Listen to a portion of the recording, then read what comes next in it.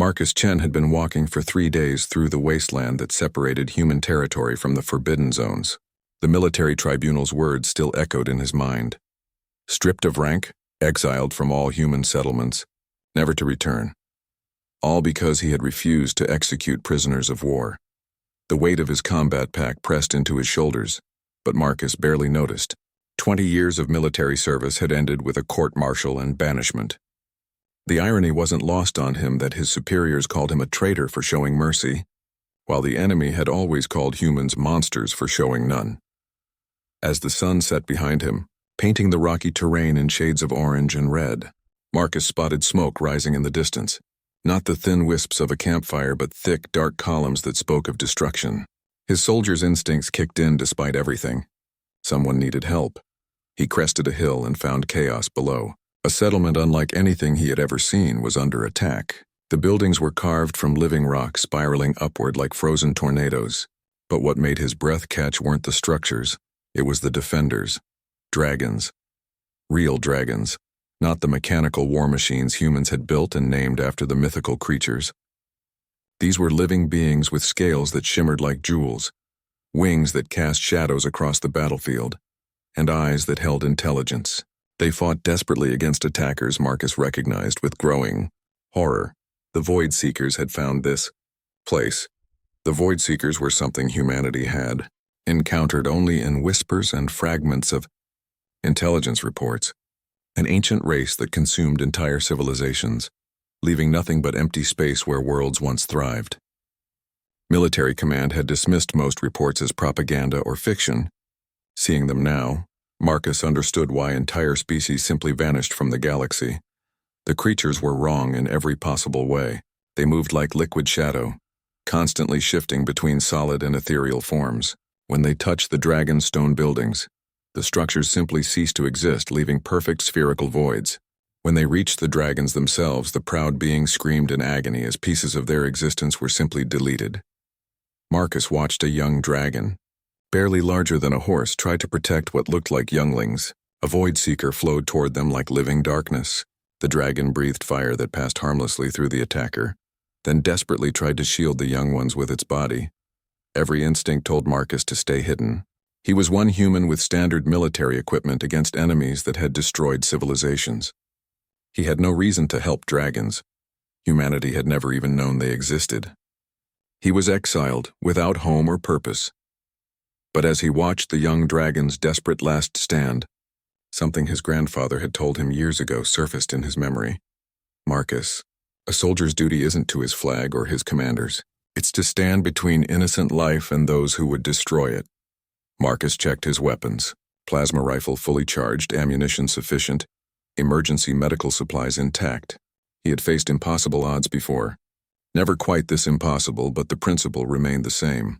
He started down the hillside. The first Void Seeker he encountered was feeding on a fallen dragon warrior. Marcus opened fire with his plasma rifle, the superheated bolts passing through the creature harmlessly, as expected, but the attack got its attention. The Void Seeker flowed toward him with predatory interest. Marcus had studied the fragmentary reports carefully during his exile march. These things deleted matter by direct contact, but they were still bound by certain physical laws. He pulled out a high-explosive grenade, pulled the pin, and threw it not at the creature but at the rubble beneath it. The explosion launched chunks of stone in all directions. The Void Seeker avoided the debris by becoming ethereal, but that moment of distraction was all Marcus needed. He sprinted past it toward the group of young dragons. "Can you understand me?" he called to the adult dragon protecting them. Golden eyes the size of dinner plates fixed on him with shock. "Human, you should not be here." "Run, small warrior, before nothing," Marcus cut her off, checking his rifle's power cell. "How many younglings?" "6, she whispered, her mental voice filled with surprise at his question. "But human, the void devourers will have to go through me first." Marcus positioned himself between the approaching Void Seekers and the dragon family. "Can you still fly?" "My wing is damaged, but yes, perhaps." "Then when I give the signal, you take those younglings and get as far from here as possible." The dragon stared at him. "You would die for our children? We are strangers to your kind." Marcus smiled grimly, watching 3 Void Seekers converge on their position. Lady, right now stranger is the best kind of friend I've got. He had no plan beyond buying them time to escape. No backup, no extraction, no hope of survival. But as the Void Seekers approached and he heard the young dragons whimpering behind him, Marcus Chen felt something he hadn't experienced since his exile began. Purpose. Get ready to fly, he told the dragon mother, raising his rifle. And tell your people that at least one human knew the difference between right and wrong. The first Void Seeker reached for him with tendrils of absolute nothingness, and Marcus opened fire with everything he had. This wasn't about winning. This was about buying seconds, minutes, whatever time he could steal from the universe for innocent lives to escape. Behind him, massive wings began to beat against the air, carrying 6 young dragons toward safety. It was enough. It had to be enough. Marcus had expected to die within seconds of engaging the Void Seekers. Instead, something impossible happened. His plasma rifle's energy bolts, while passing harmlessly through the creatures, were creating small distortions in the air around them. The distortions flickered like heat mirages, and wherever they appeared, the Void Seekers hesitated, their fluid forms becoming slightly more solid. Years of combat experience kicked in. Marcus stopped firing randomly and started targeting the spaces around the creatures rather than the creatures themselves. Each shot created larger distortions, and the Void Seekers began to slow, their movements becoming increasingly erratic. The energy. The Dragon Mother's voice rang in his mind with sudden excitement. Your weapons create quantum interference. They cannot phase shift through quantum static. Marcus didn't understand the science, but he understood tactics. He switched his rifle to continuous beam mode, sweeping it in wide arcs around the attacking Void Seekers. The creatures found themselves trapped in pockets of energy distortion, unable to become ethereal, forced into solid form. And in solid form, they could be hurt. The first dragon warrior to realize this was a massive bronze-scaled male who dove from above, breathing a stream of fire that engulfed a trapped Void Seeker. The creature shrieked, a sound like reality tearing, and dissolved into smoke. Other dragons quickly caught on. Working in coordinated pairs, they used Marcus's energy weapons to pin the Void Seekers while Dragonfire finished them. Within minutes, the immediate threat was eliminated. Marcus lowered his rifle, hands shaking from adrenaline. Around him, dragons landed with thunder of wings and scraping claws. He found himself surrounded by beings that could have killed him with a thought. Their golden and emerald and silver eyes all focused on him with expressions he couldn't read. I am Thranex, voice of the mountain clans, the bronze dragon announced, his mental voice carrying authority. Human warrior, you have given us a great gift this day. What is your name? Marcus Chen, formerly of the Terran Defense Corps. He kept his rifle lowered but ready. Old habits. Are the younglings safe? They live because of your courage, Thranex replied. But why are you here in the Forbidden Zones? Your people declared these lands death to any human who enters. Marcus almost laughed. Yeah, well, my people declared me dead to them first. Exile seemed like the lesser of two evils. A smaller dragon, her scales the deep blue of midnight, stepped forward. I am Seraph, keeper of the ancient archives. Human Marcus Chen, your exile may be the salvation of both our peoples. How do you figure? Seraph's eyes glowed with inner fire as she spoke. The Void Devourers have been hunting us for 3 generations. They consume our cities, our people, our very existence. We have fought bravely but always failed because we could not make them solid enough to truly hurt. Your quantum weapons change everything, Thranex added. With your technology and our abilities combined, we might actually drive them back. Marcus shook his head. You're talking about 1 rifle and 1 human. I've got maybe 6 hours of charge left and enough ammunition for a dozen firefights. That's not going to save a civilization. Perhaps not, said an ancient voice that made the stones themselves seem to whisper. The dragons around Marcus stepped back respectfully as the eldest among them approached. This was a dragon so old that moss and small trees grew along his spine, his scales worn smooth by countless centuries. When he moved, the earth itself seemed to acknowledge his presence. I am Earthsong, eldest of our kind, the ancient dragon spoke. Marcus Chen of the humans, I have lived for 2,000 years. In all that time I have seen courage, wisdom, and sacrifice. But what you did today was something else entirely. You saw strangers in danger and chose to stand with them against impossible odds, expecting nothing in return. Marcus shifted uncomfortably under the ancient gaze. Anyone would have... No, Earthsong interrupted gently. They would not. Your own people exiled you for showing mercy to enemies, yet when you found us who were not even known to you, you risked everything for our children. This is not common courage, young warrior. This is the kind of spirit that shapes destinies. The old dragon moved closer, and Marcus caught the scent of deep earth and growing things. The Void Devourers are not merely raiding us. They are testing our defenses before a great assault. Our scouts report 3 of their harvest fleets gathering in the outer darkness. When they come, they will not stop with our mountain cities. They will sweep across this entire region of space, consuming everything in their path, including human space, Marcus realized. Indeed, your people do not know what approaches because you have never encountered these creatures before. We have fought them for generations and barely survived. But together, Seraph spread her wings. Together we might forge something new. Your technology can make them vulnerable. Our knowledge of their tactics can guide strategy. Your human adaptability combined with our magical abilities could create defenses they've never faced. Marcus looked around at the assembled dragons. Despite having just met him, they were speaking of partnership, of shared defense. It was more trust than his own military commanders had ever shown him. What exactly are you proposing? Threnex stepped forward. An alliance. We will share our knowledge of the Void Devourers, our magical techniques, our resources. In return, you help us understand your technology and teach us to fight alongside quantum weapons. And when the harvest fleets come, Earthsong added, you stand with us as our war leader. Marcus blinked. War leader? I'm one exiled soldier. You are the only being in this region of space who has successfully commanded mixed forces against Void Devourers, Seraph pointed out. That makes you our most experienced anti-Void commander. By a sample size of one battle that lasted about 5 minutes, which is 5 minutes more experience than anyone else has. Threnex said with what might have been dragon humor. Marcus considered his options. He could refuse, continue his exile and probably die alone in the wasteland within a week. Or he could accept, probably die in a few months when the Void Seeker fleets arrived, but at least die fighting for something that mattered. When do we start? He asked. Earthsong's ancient eyes crinkled with what Marcus was learning to recognize as dragon satisfaction. Immediately. We have much to teach each other, and the darkness between stars grows hungry. As the dragons began discussing logistics and planning, Marcus felt something he hadn't experienced since his court-martial. He belonged somewhere again, even if that somewhere was the most dangerous place in the galaxy.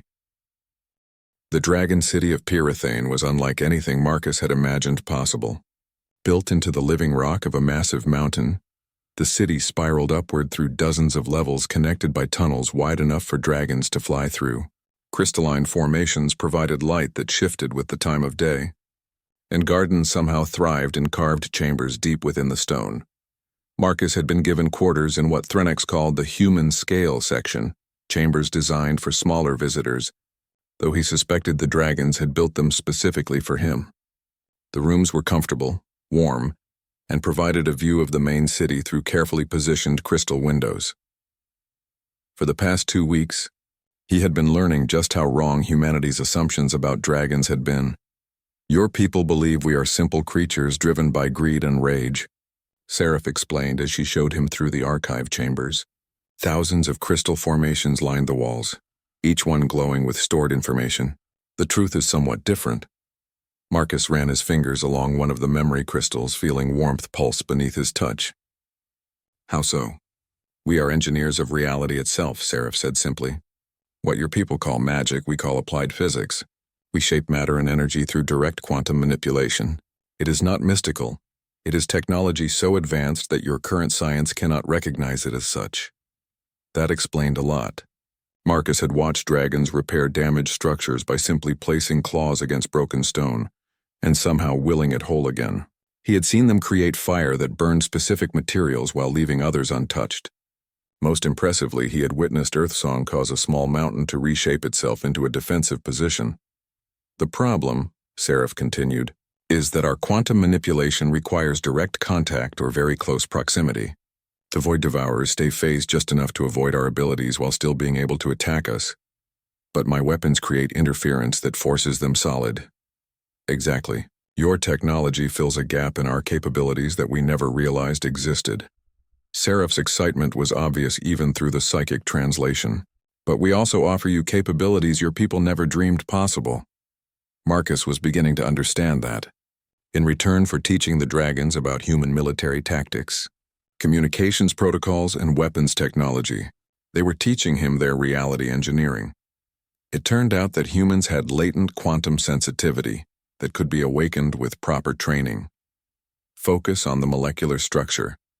Threnex coached as Marcus held a piece of bent metal from his damaged rifle scope. Do not try to force it, simply encourage it to remember its proper shape. Marcus concentrated, trying to feel the quantum patterns Threnex had described.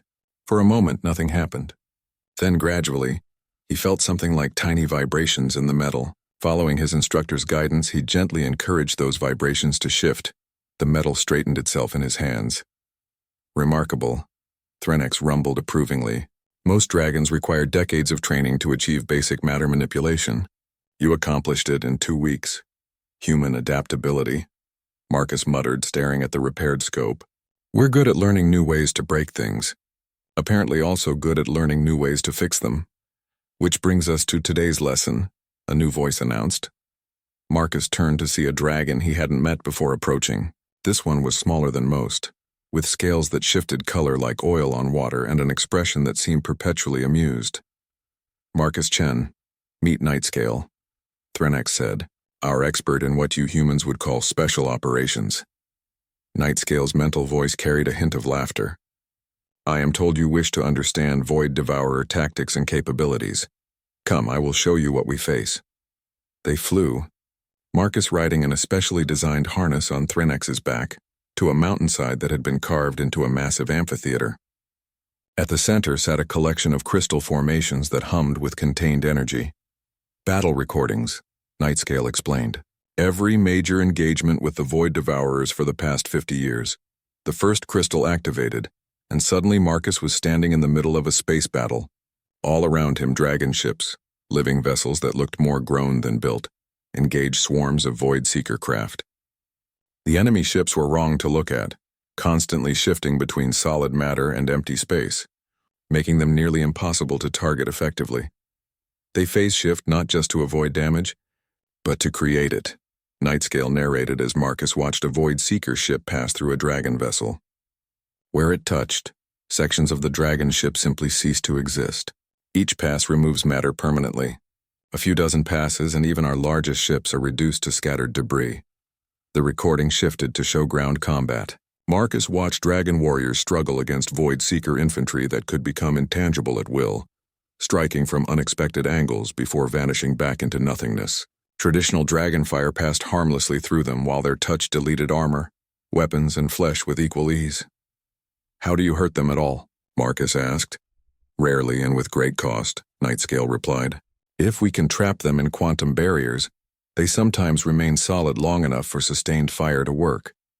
But the barriers require enormous energy and skilled operators. Most battles become wars of attrition that we inevitably lose. The crystal showed the aftermath of battles. Dragons that had been partially consumed, their bodies ending in perfect spherical voids where matter had been deleted. Cities with geometric holes carved through them. Entire mountains with sections simply missing. This is what awaits your human colonies when the harvest fleets arrive. Nightscale said grimly, your people's weapons cannot even inconvenience them. Your armor and shields will provide no protection. Unless something changes, humanity will be consumed as thoroughly as if it had never existed. Marcus studied the recordings with a tactical eye, looking for patterns, weaknesses, anything that could be exploited. How long do we have? Our deep scouts report the harvest fleets will be in this system within 3 months, Threnex answered. 3 fleets, each containing approximately 200 vessels and 50,000 ground forces. Against how many dragons? Perhaps 20,000 adult warriors across all the mountain clans, Nightscale admitted. And now 1 human, Marcus laughed, surprising the dragons. 1 human, 20,000 dragons, and about 3 months to figure out how to beat impossible odds.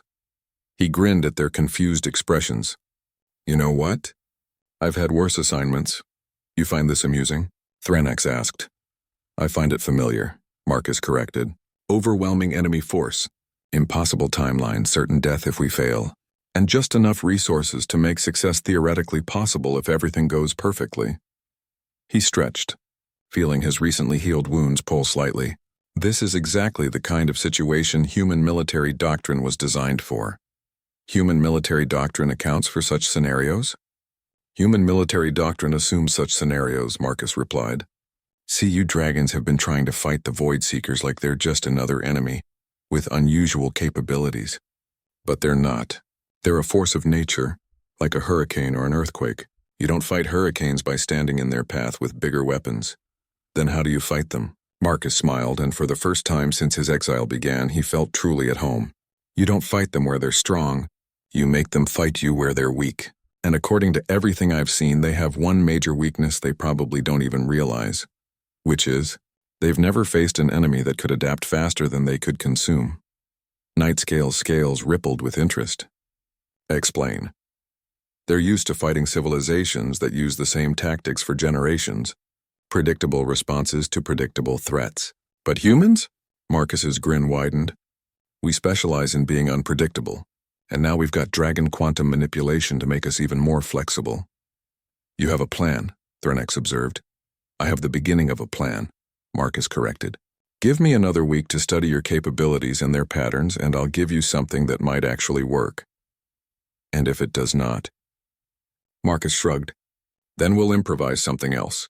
That's what humans do best. We keep changing the rules until we find a game we can win. For the first time since the recordings began, Nightscale looked genuinely hopeful. Perhaps exile was not the end of your story, Marcus Chen. No, Marcus agreed, watching the battle recordings with new eyes. Maybe it was just the beginning. The Council of Flames was not going well. Marcus stood at the center of the great circular chamber, surrounded by representatives from all 7 dragon clans. The chamber itself was a marvel, carved from a single massive geode, its crystalline walls amplifying and translating the mental voices of the speakers so that even Marcus could understand them clearly. But the beauty of the setting did little to soften the hostility he felt, radiating from several of the clan leaders. You ask us to trust our entire civilization to the untested theories of an exile, rumbled Stormbringer of the Cloud Dancers, his silver scales reflecting the chamber's light like polished armor. This human has been among us for mere weeks. What does he know of war against the Void Devourers that we have not learned through centuries of struggle? He knows how to make them vulnerable, Threnex replied firmly. We have all seen the recordings from the settlement battle. Without his weapons, a single small engagement proves nothing, interrupted Ironheart of the Deepforge clan. Her scales were the color of molten steel, and her mental voice carried the weight of mountains. The harvest fleets bring thousands of vessels, millions of ground troops. What can one human and his primitive technology accomplish against such numbers? Marcus had been listening to variations of this argument for 3 days. Part of him understood their reluctance. He was asking them to abandon tactics they had developed over generations in favor of a strategy designed by an outsider they barely knew. But time was running out, and the Deep Scouts were reporting that the harvest fleets had accelerated their approach. May I speak? Marcus asked formally. Earthsong, who served as mediator for the council, gestured with one ancient claw. The human has the floor. Honored clan leaders, Marcus began, using the formal address Seraph had taught him. You're right to question my plan. You're right to doubt my experience. You're absolutely right that I don't understand your enemy the way you do. He paused, meeting the gaze of each dragon in turn. But you don't understand your enemy the way I do, either. Explain, Stormbringer commanded. Marcus activated the portable holographic projector he had jury-rigged from dragon crystal technology and human electronics. The air above him filled with a 3-dimensional tactical display, showing the solar system and the approaching Void Seeker fleets. You see them as an unstoppable force, Marcus said, highlighting the enemy formations. And if you fight them the way you always have, they are unstoppable. But look at their formation. Look at their approach vector. Look at their timing. The display zoomed in on the fleet movements. They're not coming as conquerors. They're coming as harvesters. There's a difference. What difference? Ironheart challenged.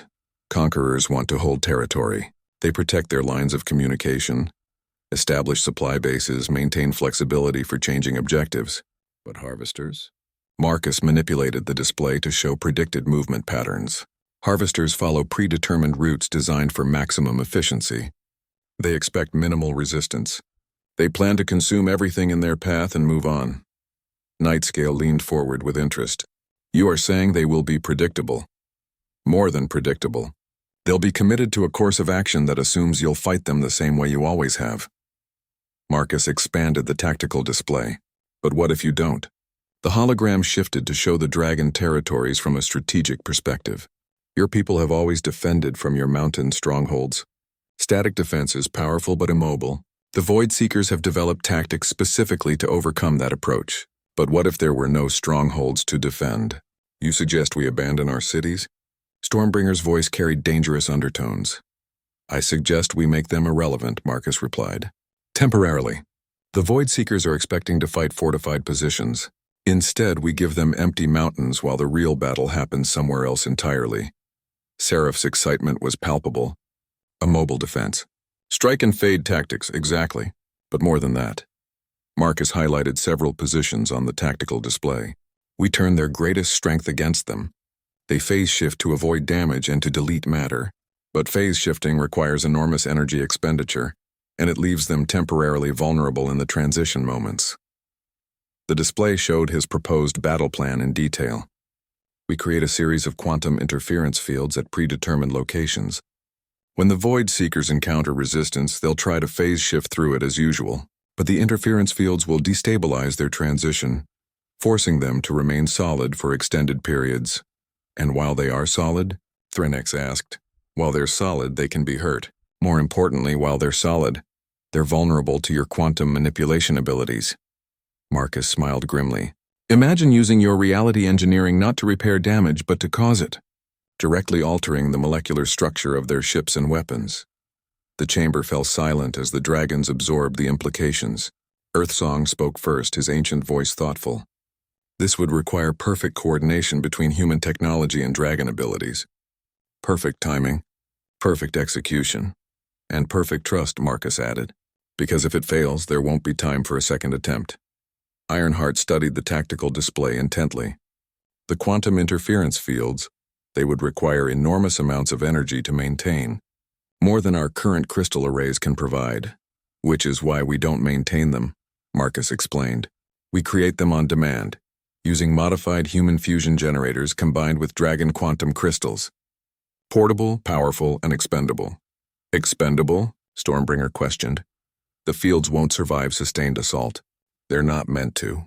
Each one is designed to disable a specific number of enemy vessels, then overload and destroy itself. The enemy will adapt to counter them, but by then we'll be using different tactics elsewhere. Nightscale's scales rippled with what Marcus had learned was anticipation of combat. Hit-and-run tactics with technological support. Force them to fight on our terms instead of theirs. But this still requires absolute trust in human technology, Ironheart pointed out. What if your interference generators fail? What if your tactics prove ineffective against larger numbers? Marcus nodded acknowledgement. Then we die. But we die fighting in a way they're not prepared for, instead of dying the same way your people have been dying for generations. The human speaks truth, a new voice added. All heads turned toward the chamber entrance as Windseeker of the Star-Touched clan entered. She was the smallest dragon Marcus had met, barely larger than a horse, but her scales held depths that seemed to contain entire galaxies. I have communed with the deep currents of probability, Windseeker announced. The old ways lead only to extinction. This new path offers genuine hope for survival. The Star-Touched Seafar, Earthsong acknowledged respectfully. What do the probability currents show? If we fight as we always have, we have a 12% chance of survival. If we follow the humans' plan. Windseeker paused, her star-filled eyes fixed on Marcus. 47% chance of survival. 63% chance of inflicting significant damage. 18% chance of driving them away entirely. Those are not comfortable odds, Stormbringer observed. No, Marcus agreed. But they're better odds than anyone in this system has had against the Void Seekers in recorded history. And there's something else the probability currents might not show. Which is, Marcus grinned. And for a moment he looked less like an exiled soldier and more like a predator scenting wounded prey. Humans get luckier when the odds get worse. It's our most annoying characteristic. That drew actual laughter from several dragons. Even Ironheart's steel-bright scales seemed to warm slightly. Very well, Earthsong announced formally. We will proceed with the humans' plan. All clans will contribute resources and warriors as requested. But Marcus Chen of the humans, understand this. We are trusting not just our lives, but the survival of our entire species to your judgment. I understand. Marcus replied seriously, and I promise you this. When the Void Seekers come, they're going to learn why humans have a reputation for being unreasonably stubborn about dying. Three Necks rumbled what might have been approval. How long do we have to prepare? Marcus checked the tactical display one final time. 6 weeks, 2 days, and about 14 hours until the first harvest. Fleet reaches the outer system. Then we had better begin immediately, Seraph said, as the council dissolved into planning committees and resource allocation discussions. Marcus felt the familiar weight of command settling on his shoulders. He had led men into impossible battles before, but never with quite so much riding on the outcome. But as he watched dragons and the lone human working together to forge new weapons and tactics from the combination of their technologies, Marcus felt something he hadn't experienced since his exile began. He felt hope. The training grounds echoed with sounds that had never been heard before in dragon territory, the sharp crack of human weapons fire mixed with the harmonic resonance of quantum crystals being shaped for war. Marcus wiped sweat from his forehead as he watched the newest batch of dragon warriors practice with the hybrid weapons they had developed. Each weapon combined human plasma technology with dragon quantum crystals, creating tools that could generate interference fields on command while still functioning as traditional energy weapons. Night Scale, your timing is off by 0.3 seconds, Marcus called out. The interference field has to be established before you phase shift, not during. The rainbow-scaled dragon nodded acknowledgement and reset for another attempt. Over the past month, Marcus had been training 200 of the most elite dragon warriors in combined tactics, while they had been teaching him advanced quantum manipulation techniques that pushed his human adaptability to its limits. Like this? Nightscale asked, activating his weapon's interference mode, then immediately phase-shifting to a new position before firing. Perfect. Now coordinate with your wingmate. Marcus watched as Nightscale and his partner, a deep purple dragon named Voidwing, executed a complex maneuver that would have been impossible for either species alone. Nightscale created an interference field while Voidwing used quantum manipulation to shape the field into a precise barrier. Together they could trap enemy units and eliminate them before moving to the next position. Impressive progress, Threnex observed, landing beside Marcus with barely a whisper of sound. 6 weeks ago, most of these warriors had never seen a human. Now they fight as if they had trained together for years. Shared danger builds trust faster than shared time, Marcus replied, watching a group of younger dragons practice equipment maintenance on their new weapons. How are the preparations going elsewhere?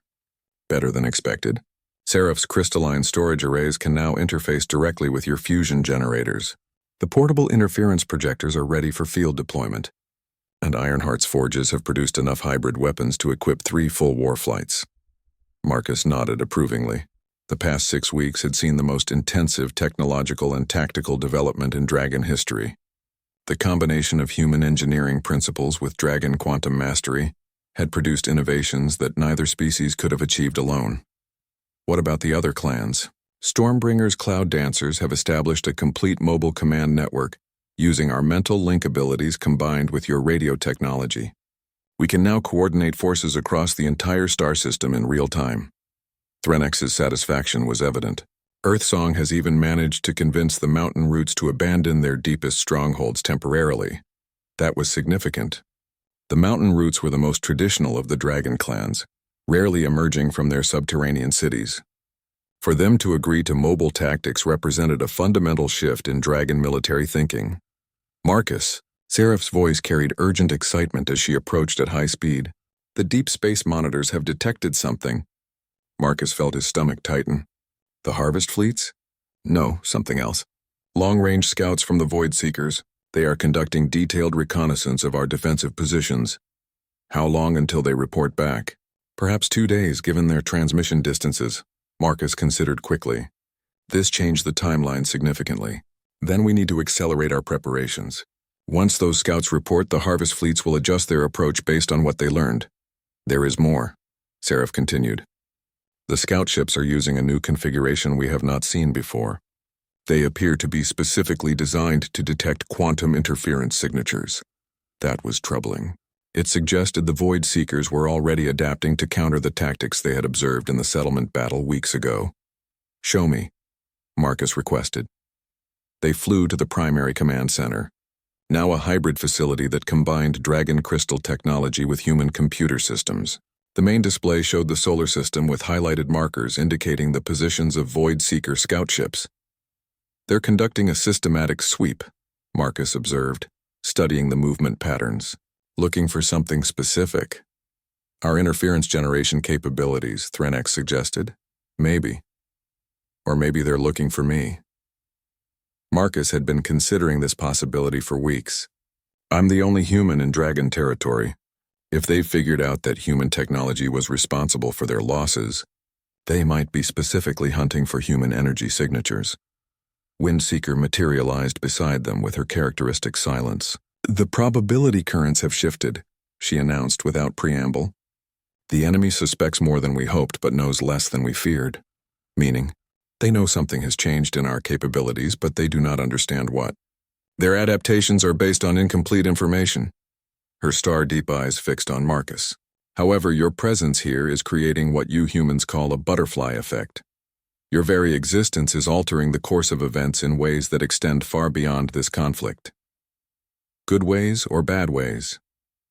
"Both. Always both when humans become involved in larger events." Windseeker's amusement was evident. "You're a catalyst, Marcus Chen. You create change simply by existing in a situation. The question is whether that change serves our survival." An alert chime drew their attention back to the main display. New contacts were appearing at the edge of the system. "The harvest fleets," Seraph whispered. Marcus studied the incoming formations. 3 massive groups, each one containing hundreds of vessels. Even at this distance, the displays showed that these ships were wrong to look at. Their quantum signatures fluctuated constantly, making precise counts impossible. "How long until they reach the inner system?"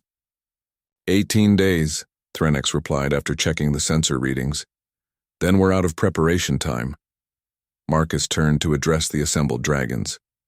"Send word to all clan leaders. Phase 1 of the defense plan begins immediately."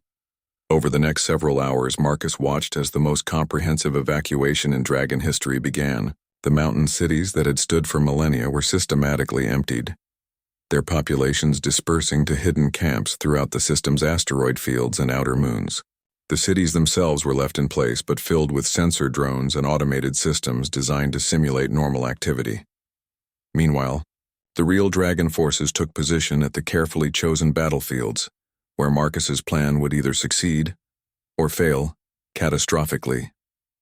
"I still find it disturbing to abandon our ancestral homes," Ironheart admitted as she supervised the deployment of the last mobile forge units. "You're not abandoning them," Marcus replied. "You're protecting them. When this is over, you'll rebuild them stronger than before, and if we fail, the cities wouldn't have survived anyway." Marcus checked his personal equipment one final time. Modified armor that incorporated dragon-grown crystal plates, weapons that combined the best of both technologies, and communication devices that allowed him to interface directly with dragon mental networks. "Marcus," Earthsong approached, his ancient presence somehow comforting despite the magnitude of what they faced. "There is something you should know before the battle begins." "What's that?" "Win or lose, you have already changed us permanently. The dragons who fight beside you tomorrow will never be the same as the dragons who existed before you arrived. You have given us something we had forgotten we possessed." "Which is?" "Hope for victory instead of mere survival." The ancient dragon's eyes held depths of time and wisdom. "Whatever happens in the coming battle, that gift alone makes you worthy of the legends that will be told of these days." Marcus felt a strange mixture of pride and humility. "I just did what anyone would do." "No," Earthsong corrected gently. "You did what you would do. That is what makes it remarkable." As the last of the evacuation transports disappeared into the darkness between worlds, Marcus stood at the observation deck of the mobile command platform and watched the Void Seeker fleets drawing closer. In 18 days, they would test whether human stubborn refusal to accept defeat could overcome an enemy that had destroyed civilizations. "Ready?" Threnex asked, settling beside him. As ready as anyone can be for the impossible, Marcus replied. Good, because according to our calculations, impossible is exactly what we are going to attempt. Marcus smiled grimly. Then it's a good thing impossible is what humans specialize in making possible. In the distance, stars began to disappear as the harvest fleets blotted them out with their passage.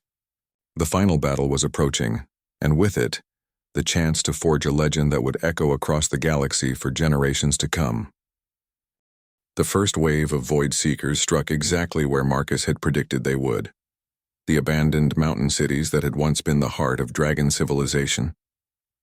From his command position aboard, Threnex's back, high above the battlefield, Marcus watched through long-range sensors as thousands of Void Seeker vessels descended upon the empty strongholds. The city's automated defenses activated on schedule, creating the illusion of desperate resistance while the real dragon forces remained hidden throughout the system. Phase 1 is proceeding as planned, Seraph reported through the quantum communication network. The enemy is committing 70% of their ground forces to the mountain assault. Perfect, Marcus replied, though his stomach was tight with tension. Everything depended on the Void Seekers following their predictable harvest patterns. How long until they realize the cities are empty? Approximately 37 minutes based on their previous consumption rates, Nightscale answered from his position near the first ambush point. Marcus opened the general communication channel. All units, this is command. Phase 2 initiates in 35 minutes. Remember, we get one chance at this. Make it count. The next half hour passed with agonizing slowness as Marcus watched the Void Seekers systematically consume the abandoned cities. Part of him felt grief at seeing millennia of dragon history simply deleted from existence, but the strategic mind that had gotten him through 20 years of military service remained focused on the larger objective. Contact, Windseeker announced suddenly. Void Seeker reconnaissance units have discovered the evacuation routes. They are redirecting forces to pursue. Right on time, Marcus muttered. All units execute Phase 2. Light them up. Across the star system, the trap was sprung. At 17 carefully chosen ambush points, dragon forces armed with hybrid weapons activated quantum interference fields simultaneously. The pursuing Void Seeker ships caught mid-phase shift while trying to follow the evacuation routes, found themselves trapped in solid form, just as concentrated dragon fire erupted around them. Marcus watched the tactical display as dozens of enemy vessels were destroyed in the opening seconds, but the Void Seekers adapted quickly, their remaining forces pulling back to regroup and analyze this new threat. Phase 2 complete, Threnex reported. Enemy losses at approximately 23%. Remaining forces are consolidating. Now we find out if they're as predictable as I think they are, Marcus said. He opened a direct channel to all dragon forces. This is it, people. They're going to try to overwhelm our interference fields with concentrated force. When they do, we spring the real surprise. The Void Seeker response came exactly as Marcus had calculated. Rather than continue their dispersed harvest pattern, they concentrated their remaining forces into 3 massive assault groups designed to punch through the interference fields by sheer, overwhelming power. Contact at Grid 77 Alpha, Ironheart reported. Massive enemy formation approaching the 3rd interference generator. Confirmed at Grid 44 Beta, Stormbringer added. They are bringing everything they have. Marcus smiled grimly. Perfect. All units initiate Phase 3. Show them what we've really been working on. The 3rd phase was Marcus's masterpiece. The combination of human tactical, thinking, and dragon quantum mastery that created something neither species could have achieved alone. The Void Seeker assault groups closed on the interference generators. The generators themselves suddenly changed. Instead of simply creating interference fields, they began rewriting local reality according to principles that Marcus had learned from dragon quantum manipulation. Space itself became hostile to phase shifting. Gravity fluctuations made formation flying impossible, and the fundamental constants of physics shifted just enough to disrupt Void Seeker technology. Quantum reality anchors active, Seraph announced with fierce satisfaction. Enemy phase shift capabilities are completely neutralized in the affected zones. Trapped in solid form, and unable to use their primary advantage, the Void Seekers found themselves facing dragon forces that had been specifically trained to exploit this exact situation. Dragonfire, guided by human targeting systems, found its mark with devastating accuracy. Quantum manipulation enhanced by human engineering principles turned enemy weapons against their wielders. But the Void Seekers were not defenseless. Cut off from their phase shift abilities, they began employing tactics Marcus had never seen before, weapons that deleted energy rather than matter, attack patterns that seemed to violate causality, and defensive systems that turned damage into additional offensive capability. "We're taking heavy losses at Grid 77 Alpha," Ironheart reported, her mental voice strained. "They have some kind of energy absorption shields. Our weapons are feeding their power systems." "Nightscale, Voidwing, execute contingency pattern Delta," Marcus ordered immediately. "Draw them away from the generator." "Understood." "Command." Marcus watched as his most elite units began a fighting withdrawal, using hit-and-run tactics to pull the Void Seeker forces away from the critical infrastructure. But he could see the cost mounting. Dragons were falling, their sacrifice buying time for the larger strategy to work. "Marcus," Threnex's voice carried concern, "the main harvest fleet is beginning to move. They are abandoning the mountain cities and converging on our position." That was the moment Marcus had been dreading and hoping for in equal measure. If his calculations were correct, the Void Seekers would commit everything to crushing what they perceived as the source of the new threat. If he was wrong, the concentrated firepower of 3 harvest fleets would annihilate the Allied forces in minutes. "All units, prepare for Phase 4, Marcus announced. "This is where we find out if dragons and humans really can rewrite the rules of warfare." Phase 4 was the most audacious part of the plan, using the Void Seekers' own overwhelming force against them. As the harvest fleets converged on the Allied positions, the quantum reality anchors suddenly shifted configuration. Instead of preventing phase shifting, they began forcing it, creating a cascade effect that turned the Void Seekers' approach vectors into chaotic intersecting paths. Enemy ships found themselves involuntarily phase shifting through each other, their formation integrity collapsing as their own technology betrayed them. In the confusion, small teams of dragons armed with specially modified weapons struck at the fleet command vessels, using quantum manipulation to turn the enemy's communication systems into weapons that propagated disruption throughout their networks. "Command ships are neutralized," Nightscale reported. "Enemy coordination is breaking down. Now," Marcus commanded. "All units, general assault. Hit them while they're scattered." The final phase of the battle was unlike anything in recorded military history. Dragons and quantum-enhanced human technology worked in perfect coordination, exploiting the chaos Marcus's strategy had created. Void Seeker vessels, cut off from their command structure and unable to maintain formation, found themselves isolated and vulnerable. But victory came at a terrible cost. Marcus watched as brave dragon warriors threw themselves against impossible odds to protect the reality anchors. He saw friends he had trained personally make final stands to buy precious seconds for their comrades. The Alliance was winning, but the price was measured in lives of those who had become his family. "Marcus," Threnex's urgent call broke through his tactical focus. "The largest harvest ship is attempting to ram the primary reality anchor. If it succeeds, the cascade will collapse and their remaining forces will regain phase shift capability," Marcus finished. He could see the massive vessel, larger than a city, accelerating directly toward the quantum generator that was the linchpin of their entire strategy. Without hesitation, Marcus made the decision that would create the legend. "Threnex, get me to that ship." "Marcus, that is suicide. Even if we reach it, what can one human do against a vessel that size?" "Something they'll never expect," Marcus replied, checking his personal equipment one final time. "Something impossible." As Threnex dove toward the massive Void Seeker vessel, Marcus felt the strange calm that came in moments of absolute commitment. He thought of the dragon younglings he had first protected, of the alliance that had grown from a single act of defiance, of the future that hung in the balance. The harvest ship's defensive systems erupted around them as they approached, but Threnex's flight skills and the interference from the reality anchors created just enough confusion to get them close. At the last second, Marcus leaped from Threnex's back onto the hull of the enemy vessel, his quantum-enhanced armor allowing him to adhere to its surface. Alone on the hull of a ship that could consume worlds, Marcus Chen began to do what humans did best. He improvised a way to break something that everyone said was unbreakable. The legend was about to be born. Marcus had exactly 4 minutes to save 2 civilizations.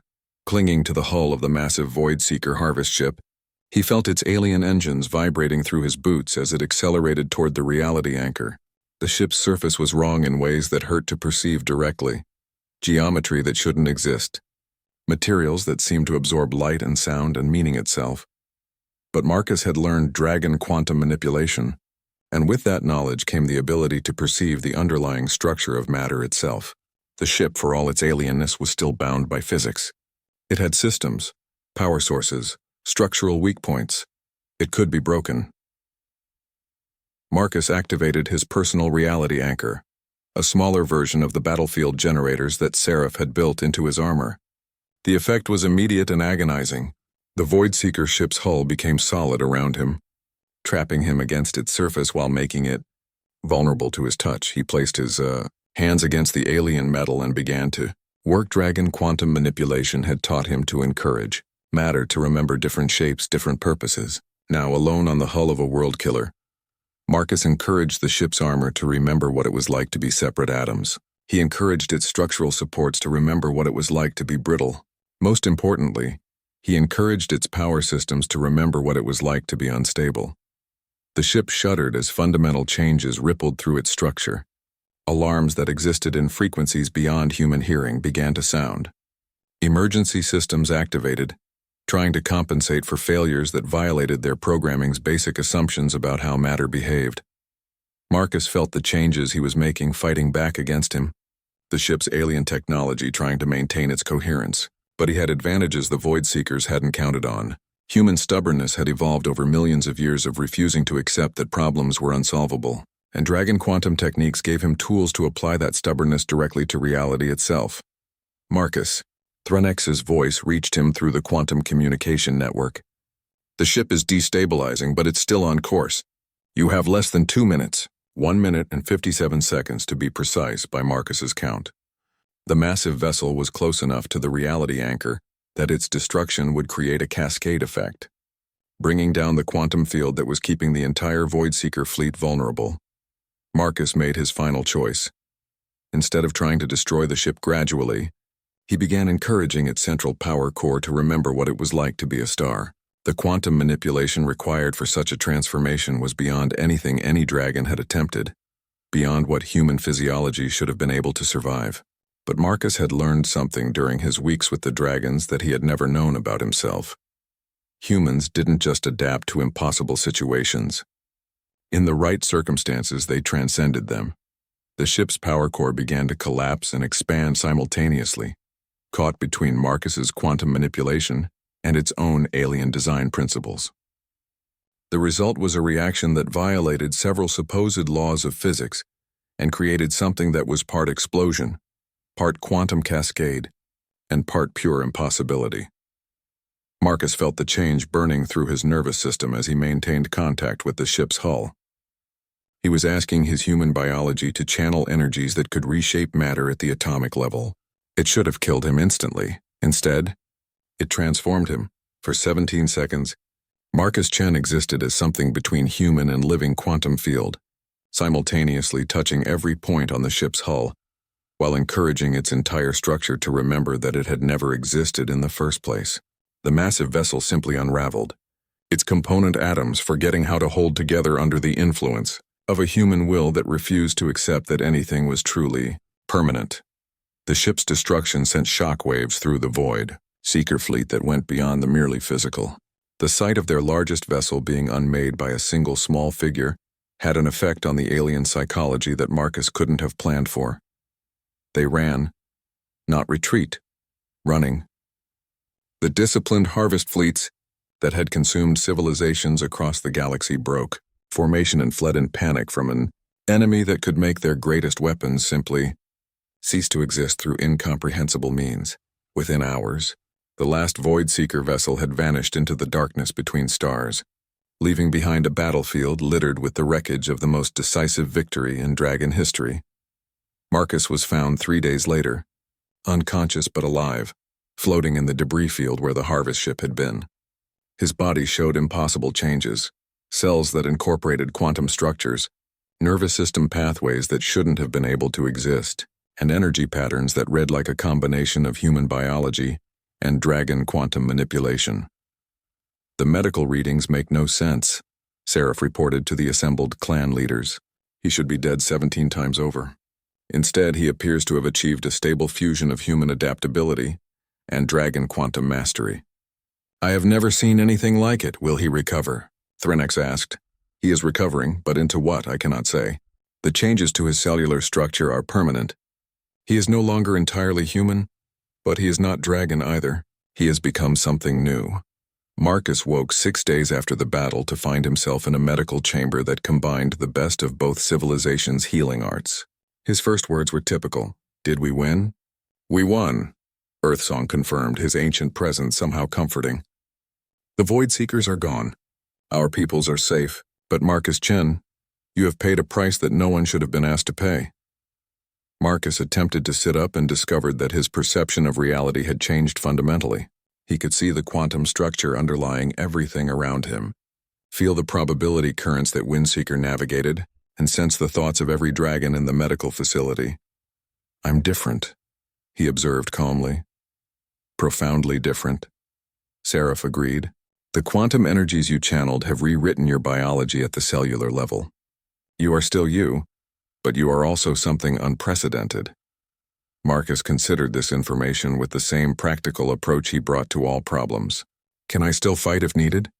My friend, Threnex said with deep amusement, I suspect you could now fight things that the rest of us cannot even perceive.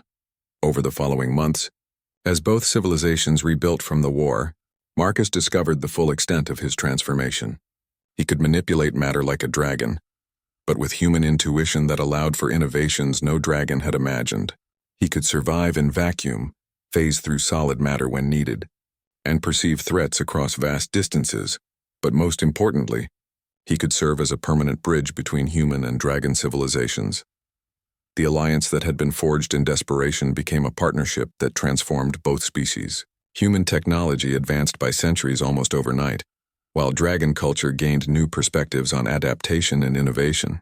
The combination created a civilization capable of defending against threats that neither species could have faced alone. Word of the victory spread across the galaxy. The story of the exiled human soldier who had taught dragons new ways to fight, who had sacrificed everything to save two civilizations, who had literally transformed himself to defeat an enemy that consumed worlds. Within a decade, the legend had spread to hundreds of worlds. Within a century, it had become myth.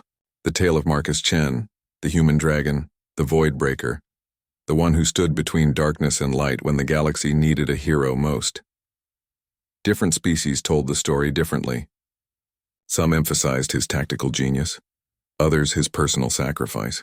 Some focused on the alliance he forged, others on the impossible transformation he underwent. But all versions agreed on the central truth, that when faced with absolute extinction, one exiled soldier had refused to accept defeat and had rewritten the rules of what was possible.